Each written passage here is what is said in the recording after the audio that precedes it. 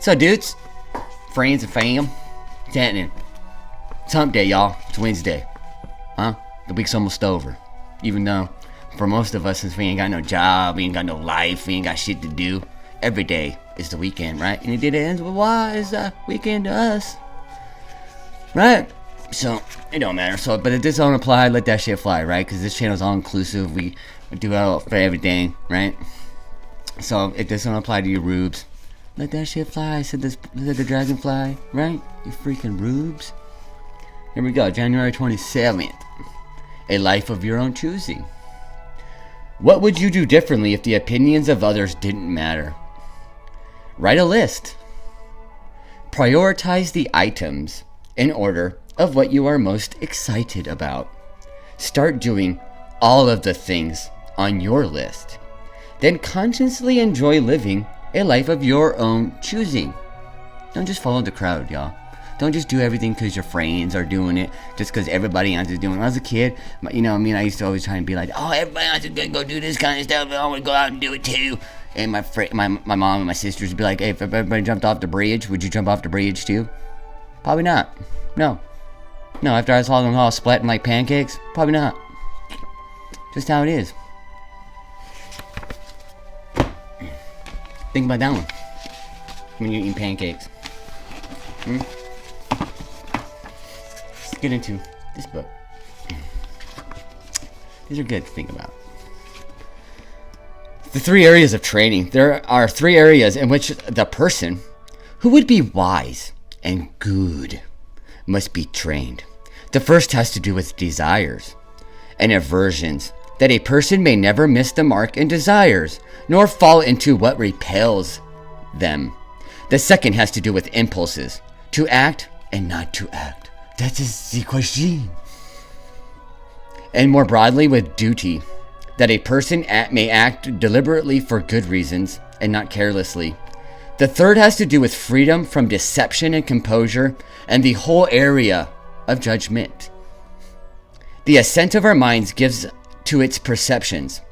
Of these areas, the chief and most urgent is the first, which has to do with the passions. For strong emotions arise only when we fail in our desires and aversions, which is why the silent prayer is very, very important. Daily, you know, you can do it like in the morning when you wake up, you know, have your coffee, you know, do whatever you do, you know, but before you put on TV, whatever, just clean your room, you know, just your room here, cleaning all this out of all that, you know, uneasiness, uncertainty, you know, all that kind of anxious, anxiety, all that kind of stuff. Clear it all out.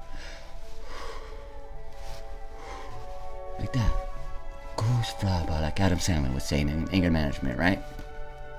Today, let's focus on 3 areas of training that Epictetus laid out for us. First, we must consider what we should desire and what we should be adverse to. Why? So that we want what is good and avoid what is bad. It's not enough to just listen to your body, because our attractions often lead us astray. Next, we must examine our impulses to act, that is, our motivations, like intent. Are we doing things for the right reasons? Or do we act because we haven't stopped to think? Or do we believe that we have to do something? Finally, there is our judgment. Our ability to see things clearly and properly comes when we use our great gift from nature, reason. There are 3 distinct areas of training, but in practice, they are inextricably intertwined. Our judgment affects what we desire. Our desires affect how we act, just as our judgment determines how we act.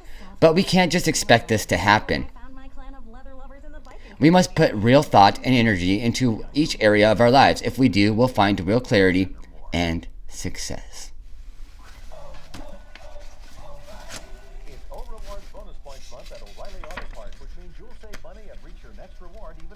Told you, every time I put it, record, the commercials come on. It's like an omen or something.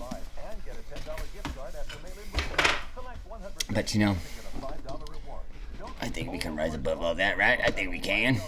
Trying to get this stuff cleared. Like, I think someone put a noose right there. Someone put a noose like on Bubba Watson or something. Oh my gosh, someone called the FBI. Oh geez, what are they gonna do? Nothing.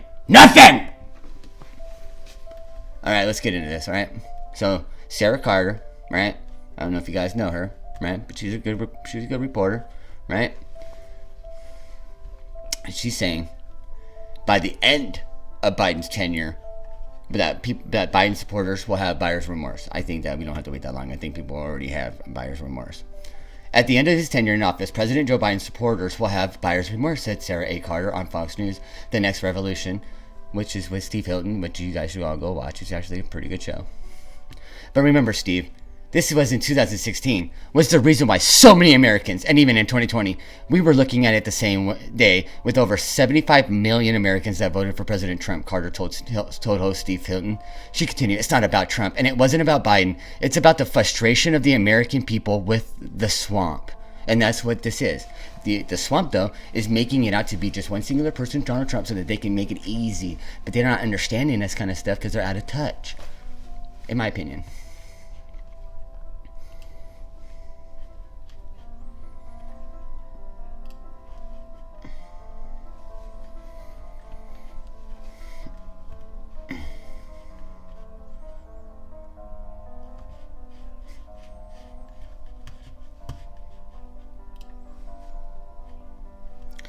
I don't know if you guys have heard this. Ghislane Maxwell. Where's she been? Have you guys heard anything about Jeffrey Epstein or Ghislane Maxwell lately? Probably not, and you probably really won't. Well, Ghislane Maxwell asked a judge to drop charges against her, arguing the grand jury pool didn't have enough black or Hispanic people. Sure. Ghislane Maxwell made an audacious bid to convince a judge, I think it meant bid, to drop the charges against her. This is Insider, by the way. That the grand jury, her lawyers argued in the court filings that the grand jury that indicted her came from a pool of jurors that wasn't diverse enough because they were from the New York suburb of White Plains rather than Manhattan. Just because it says White Plains doesn't mean it's all white people, folks. The government procured Miss Maxwell's indictment using a grand jury pool that excluded residents of the community in which Miss Maxwell allegedly committed the offenses, which she is being charged, and in which she will be tried, in favor of a grand jury drawn from a community in which black and Hispanic residents are significantly underrepresented by comparison. Maxwell faces 6 charges brought by federal prosecutors in Manhattan. The indictment says she illegally trafficked young girls, groomed them for sexual abuse with the now dead disgraced financier Jeffrey Epstein, participated in sexual abuse herself, and then lied about her activities in a disposition. She was arrested in July and has since then participated in a drawn-out court battle ahead of her trial, scheduled for July this year. July. Her attorneys had previously clashed with prosecutors over 3 separate failed bids to have her released on bail. They've also fought over how much access she should have to her laptop, which she's using to review evidence for her trial, while detained in Brooklyn Metropolitan Detention Center, the Bureau of Prisons said Monday. Maxwell has had too much access to her laptop and moved to restrict it. In the latest court filing, attorneys say the charges should be dropped against her altogether. But I want you to know this.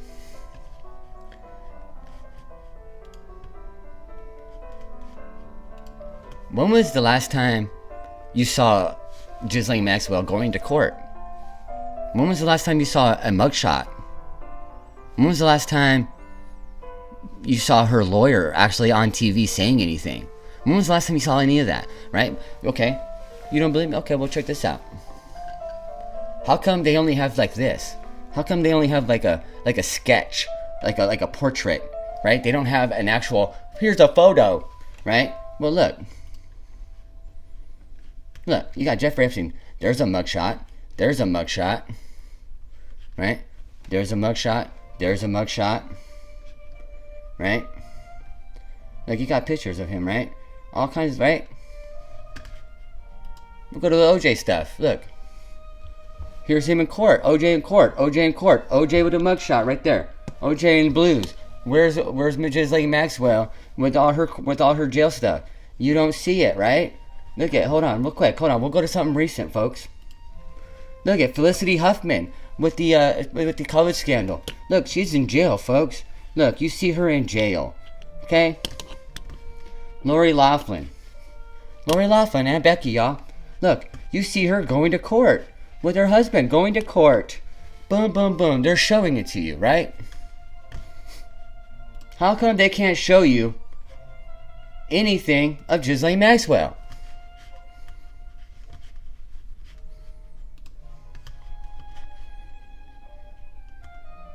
Can you answer me that? Riddle me that one, Batman. Look. All these pictures of her, right? Hella old. Hella old. No pictures of her in court or a mugshot or any of that. She's dead, folks. She's not in court. She's not in jail. She's not in any of that. She's either dead because she knew too much. Why would they kill Jeffrey Epstein, right, the mastermind allegedly, and then let the accomplice go? Right? Why would they do that? She's either dead, or she's either the mastermind and Jeffrey Epstein was the accomplice and they killed him because he knew too much, and Ghislane Maxwell is either in Israel because she was, the right to return and all that kind of stuff. Those are the two options. You either can tell me, you riddle me that one. You comment down below which one you think is true. Okay? Because I'm going with the first one. She dead. Just like Epstein, right? She's probably chilling with Ruth Bader Ginsburg right now. You know what I mean? That's how dead she is, folks. And riddle me that one. I'm just want to know.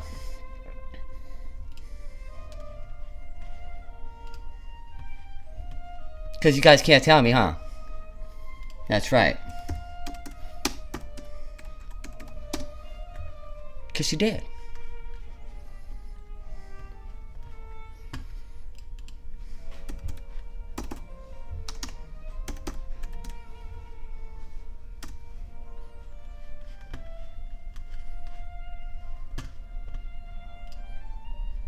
And we all know this, right?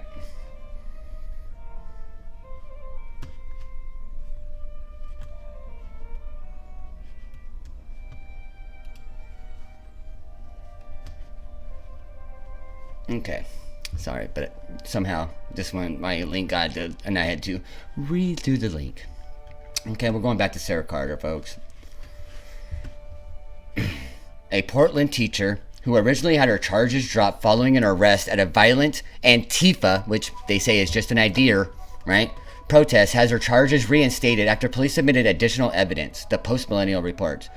Malia Lane Tremel, 29, was a Portland high school teacher who was indicted on one count of felony riot, felony identity theft, second-degree criminal mischief, and interfering with a police officer, and third-degree escape, according to a report by Andy No and Mia Cathell.